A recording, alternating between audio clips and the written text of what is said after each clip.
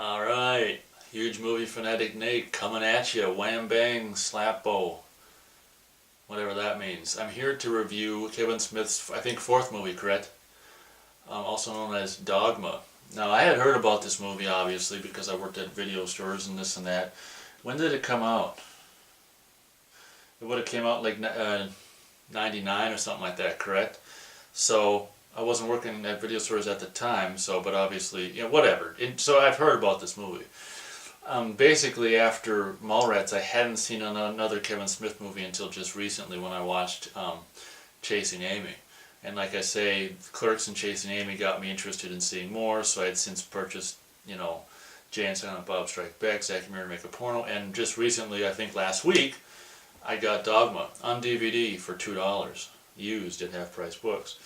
And now we'll just start this review by saying, some of you, loyal viewers know that I'm a non-religious person. I'm not religious. I don't believe in anything except pain and misery and suffering and injustice in the world. That there's proof of that. So I believe in those things. And a little bit of, enjoyment here and there. I believe in enjoyment and, happiness, sporadic happiness, every now and then. So I'm not a religious person. So obviously this is a religious movie. But what's interesting about the movie is, and it even says so obviously, like in disclaimers, quote unquote funny disclaimers at the beginning of the movie, that it's, what's interesting is a non-religious person can, in theory, watch this movie and be entertained because it's done in a tongue-in-cheek way. It's not like, oh my gosh, this is absolutely just like the most holy subject matter ever. Obviously not knowing anything about, like, the in-jokes or the in-anything about what the hell the movie's about, I just have to take it at face value, and I don't obviously know the myths and the manufactured tale of, whatever religion is being presented in the movie. So, because I don't really read books. Print is dead, as Egon so eloquently put it. But where the hell was I going? Oh, I was describing the movie and how it's just this. I gotta admit, it's pretty well. This movie's pretty well conceived, and actually compared to, like, Mallrats and Chasing Amy, I'd say, up until that point, it's his most competent technically movie, and very ambitious. I was actually very surprised by the end of the movie how ambitious the movie was for Kevin Smith, because his first three movies were kind of just pretty much people sitting around talking. And for me, this is it's the first Kevin Smith movie where, actually had, like, quote unquote action things happening, or it was ambitious. The first movie, Kevin Smith movie, that you could call ambitious.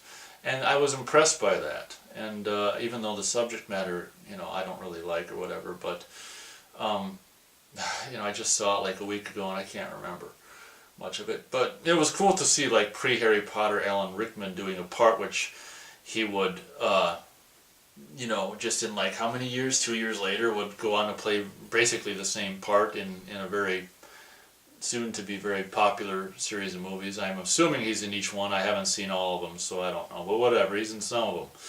So it's funny to see him, as a character he was going to play later on in a couple of years. I already said that. So, and it was kind of funny to see he was like, no, he was not a man or a woman or anything.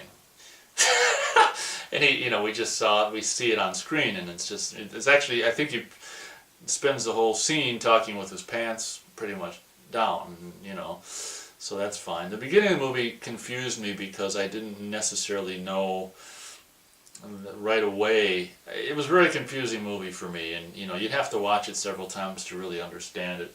But I didn't quite understand, like, at the very first scene where you see Ben Affleck and Matt Damon, I didn't get it, even though maybe there's enough information there for me to understand that they're whatever they are. What are they?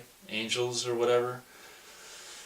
But I didn't get it at the time, but then later on, between other scenes, maybe the second scene with them, I knew it. There were some things in there that were kind of disturbing about I can't remember exact specifics, but like killing people you know, like the angels killing people, I thought was kind of disturbing message to you know, let's face it, the movie's tongue in cheek, but yeah, sure, it's just like whatever.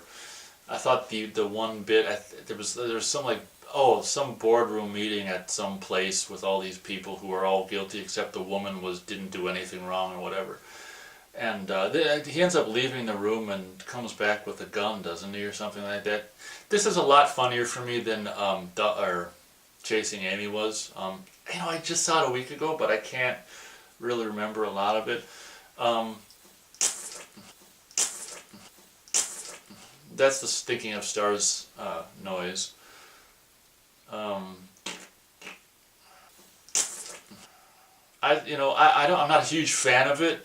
I'd probably want to rewatch this more than I want to rewatch Chasing Amy. I'd say, you know, I'm not a huge fan of it, but I'd say it deserves 2.5 stars because it's so ambitious. It probably deserves more than that, but I think that's all I'm going to give it because it is very ambitious. I'm trying to think of who. Oh yeah. It was the woman from Men in Black, right? Was it that the same woman I think who was in it? Who, you know, she was kind of fun to look at. I'm trying to think. There's some other.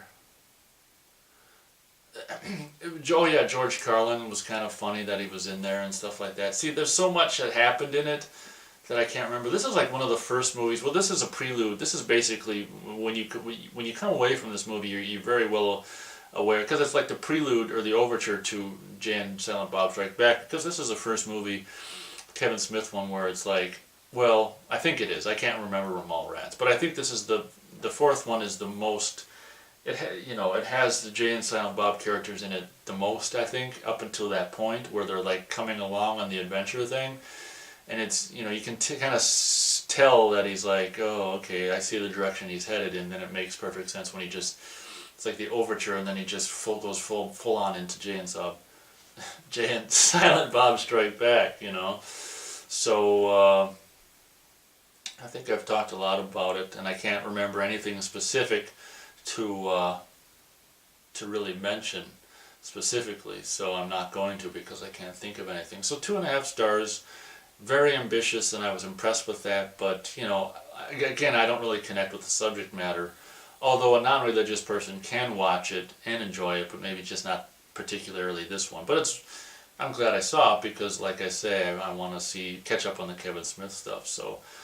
Um, um, Yeah, pretty much all I haven't seen at this point, right, is like Cop Out, I think, which I don't really have any interest in seeing in Red State, I think. I think I've seen everything but those two. Don't quote me, but it could be true. So, thank you very much for watching, and we will catch you next time.